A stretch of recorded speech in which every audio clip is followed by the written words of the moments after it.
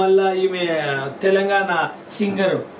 singer అంటే ఈమె ఏం పేరు దాని పేరు వార్తలు చెప్తుంది సావిత్రి అమ్మ బిగ్ బాస్ కోట్లు సంపాదించు మీకు ఎందుకు అమ్మ బెట్టింగ్ యాప్ల గురించి అంటే బెట్టింగ్ యాప్లు ఇస్తే కోట్లు వస్తాయి కదా మనం సెటిల్ కావచ్చు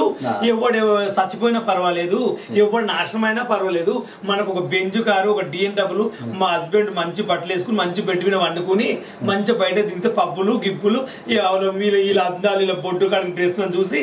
చూసేది వా ఏముంది వా రాత్రి ఏం డ్రెస్ వేసింది అబ్బాయి ఏమున్నాయి తుళ్ళు అంటే మీకు సంతోషం ఇతరుడు చచ్చిపోయినా దెంగిపోయినా మీకు అవసరం లేదు మీరు తెలిసే చేశారు ఇది మాత్రం నెట్టడం తప్పు